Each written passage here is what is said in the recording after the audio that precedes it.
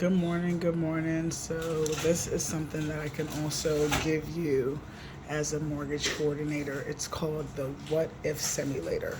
It tells me what your credit score is right now, which is the 548 credit score, and it will let me play with things in the credit bureau and change it to see if this score will go up. So right now we're going to start at 548. The first trade line, Wells Fargo, obviously, there's a lot of lates there right now. This 90-day lates. So unless they're going to change that, that's not going to change. Now, things that we can change is the Capital One credit card. You see that she's overextended. She's at 96%. The high credit is 3,750 and the balance is 3,596. That's not good. So let's bring this all the way down to 1,000 and see whether that makes a difference. It does. So we went from a 548 to a 572 by paying down the credit card to 27% of the high balance. Now, a lot of people do a lot of disputes, and let me show you why the disputes help your score go up.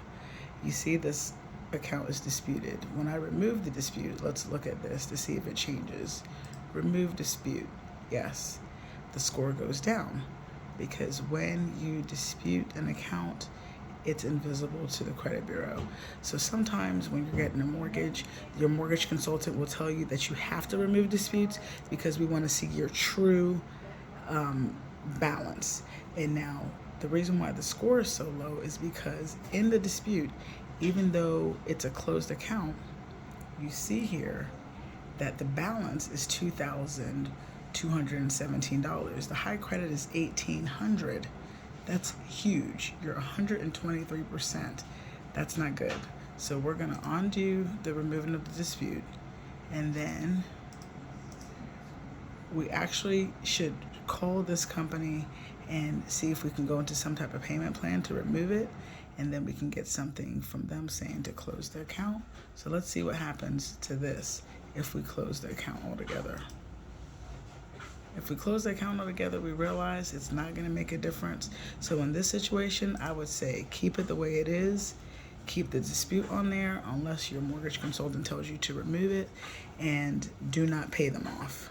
That's why it's very important you to call me before you do anything. Let's see whether this one is going to make a difference. This is with Comcast. I see this a lot. Let's remove this. It's probably not going to make a difference in this, but I want you to see it. So we remove that. Made it a 0. It didn't make a difference. So that means we're not going to pay off Comcast because it doesn't make a difference in my credit score. Anything under $2,000 cumulatively in collections, you can keep on your credit report. This Capital One card, she's paying on time, she's paying good. $500 is the balance, is the credit limit. $88 is the balance. 18% is what she's using, so that's awesome. So at this point, I'm going to tell this client to just pay down this Capital One credit card to $1,000, then their score will go up. This is what we call the What If Simulator. This makes a difference between being approved and not approved. This would most likely not get an approval, but with this score, I can play with it and get an approval for a mortgage.